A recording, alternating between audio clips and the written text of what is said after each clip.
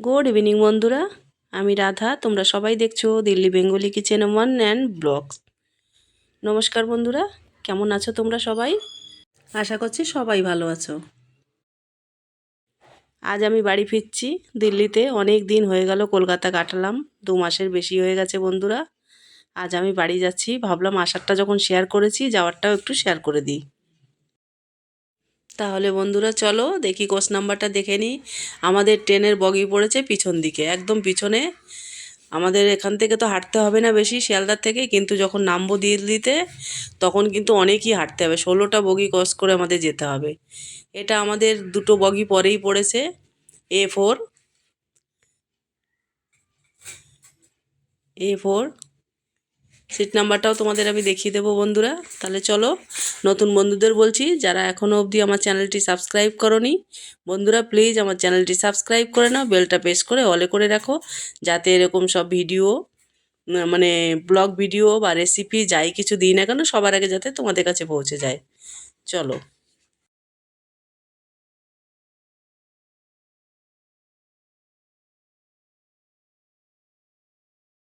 সাইডে আর একটা ট্রেন দাঁড়িয়ে আছে অন্য লাইনে, উনি উড়িষ্যায় যাবে ওটা। শিয়ালদায় যখন আমরা ঢুকছি ট্রেনে করে, তখন দেখছি ও আমাদের ট্রেনটাও ঢুকছে, মানে আমরাও ঢুকছি, এদিকে রাজধানীও ঢুকছে। আসার দিন তো ট্রেন অনেক লেট দিয়েছিল, লেটে ছেড়েছিল, তবে রাইট টাইমে শিয়ালদা পৌঁছে গেছিলাম। কিন্তু আজকে এসেই দেখছি আগের থেকে ট্রেন দিতে 1 ঘন্টা আগে দিয়ে দিয়েছে ট্রেন। ট্রেনের ভিতর উঠে গেছি বন্ধুরা। চলো তাহলে সিট নাম্বার, ট্রেন এখনও ফাঁকা, কয়েকজন উঠেছে মাত্র। ছেলেকে বললাম লাগেজগুলো লাগিয়ে দিতে, মানে রেখে দিতে। বাইরেটা দেখো, সবাই আসছে যাচ্ছে, কেউ এই ট্রেন ধরবে, কেউ ওই ট্রেন ধরবে। এত র্যাশ শিয়ালদাতে। এখানটা তো কিছুই না, প্ল্যাটফর্মে যখন ওইখান থেকে ঢোকা হয়, ট্রেনটা ঢোকে, তারপরে যখন আসতে হয় ওখানে এতটা র্যাশ, বাপরে, চলাই যায় না। কে কোথায় চলে গেল হারিয়ে যায়, খুঁজে পাওয়া যাবে না। মাইকে মনে হয় অ্যানাউন্সমেন্ট করতে হবে। এতটা ভিড়, দিন যাচ্ছে আরও ভিড় বেড়েই যাচ্ছে, বেড়েই যাচ্ছে। দিল্লি যাচ্ছি বাড়ি ফিরে, ভালো লাগছে, কিন্তু কলকাতাকে ছেড়ে যেতে খুবই মায়া লাগছে। আমার তো খুবই দুঃখ লাগে যাওয়ার সময়, যে আবার চলে যাব। আমি বসে পড়েছি আমার সিটে বন্ধুরা, একটু হাতটা ধুয়ে আসি। হাতটা ধুতে ছেলেকে বলছি এরকমভাবে নিস না আমাকে। বাইরের থেকে ট্রেন বাস ধরে এখন সবার কাশি, জ্বর, আমার নিজেরও কাশি, ঠান্ডা লেগেছে। হাতটা ধুতে যাচ্ছি এর জন্য আমি, যে এতে খাবার টাবারে হাত দিলে পরে, তারপরে খেলে পরে আবার অসুবিধা হতে পারে। তাহলে বন্ধুরা সাথে থেকো, ভিডিওটা প্রথম থেকে শেষ অবধি তোমরা দেখতে থেকো। আমাদের সিট নাম্বার দেখো বন্ধুরা, 23, 24।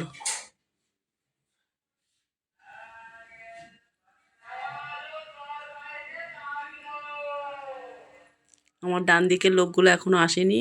এটা 2 টায়ার বন্ধুরা, ট্রেনটা ছেড়ে দিয়েছে।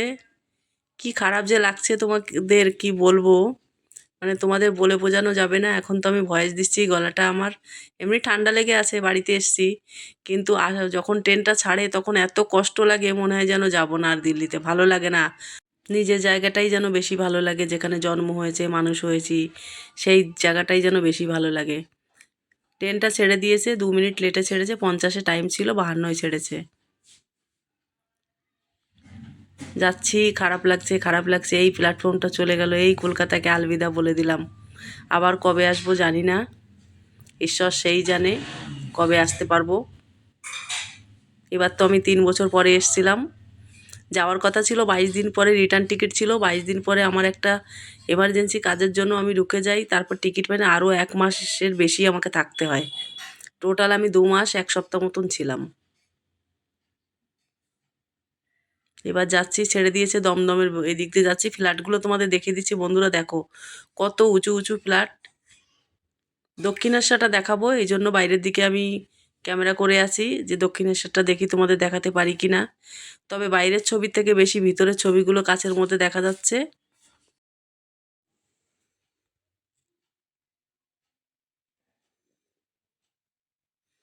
কি ভালো লাগছে বাইরেটা দেখতে, খুবই সুন্দর লাগছে সন্ধ্যাবেলা।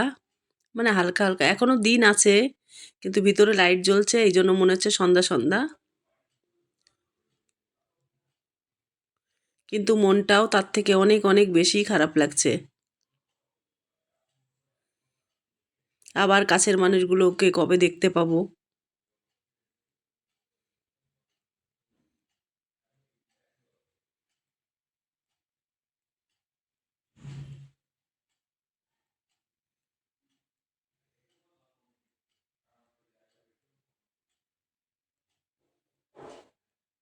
চলে এসেছি, এটা দক্ষিণেশ্বর স্টেশন।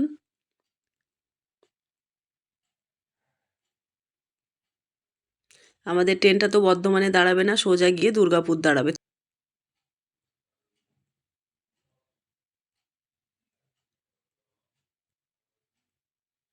ছেলে বলছে, মাম্মা দেখো ব্রিজটা দেখাও, এটা কত সুন্দর লাগে এই জায়গাটা দেখতে।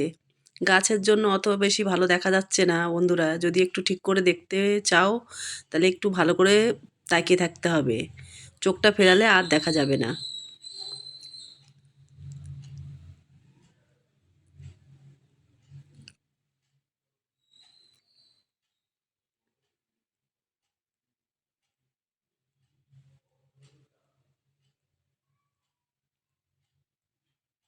দেখো এবার দেখা যাচ্ছে দক্ষিণেশ্বর। বন্ধুরা দেখতে পেয়েছো দক্ষিণেশ্বরটা? দেখো দেখো, এই গাছগুলোর পাশে এই যে গঙ্গাটা, কি ভালো লাগছে না দেখতে। মন্দিরটা দেখতে কিন্তু খুব সুন্দর লাগে রাত্রেবেলা বন্ধুরা। দিনের বেলা পরিষ্কার লাগে, কিন্তু রাত্রেবেলা লাইট জ্বলে তো ওখানে গেলে খুব ভালো লাগে। সন্ধ্যাবেলা মানে লাইট ফাইট জ্বেলে দিয়েছে, দেখো কি ভালো লাগছে। আর এই ব্রিজের জন্য ঠিক মতন দেখা যাচ্ছে না। এদিকে ভিতরের ছবিগুলোও সব এসে গেছে, আমার ছেলের চেহারাটাও দেখা যাচ্ছে। এই যে গঙ্গাটা,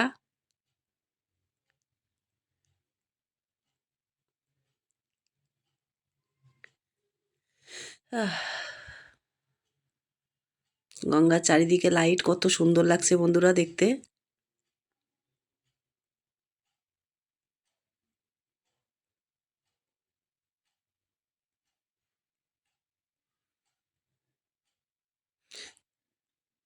বন্ধুরা তোমাদের দেখতে কার কেমন লাগছে আমাকে একটু কমেন্ট করে জানিও, তোমাদের কমেন্টের অপেক্ষায় থাকি আমি। রাত্রে তো খাওয়া দাওয়া করে শুয়ে পড়েছিলাম, আর কোনো ভিডিও করা হয়নি। রাত্রে ঘরের থেকে খাবার এনেছিলাম, পোলাও এনেছিলাম আর চিকেন কষা। ছেলে বলছে আমাকে নিও না, তবুও একটু নিয়ে নিয়েছি বন্ধুরা।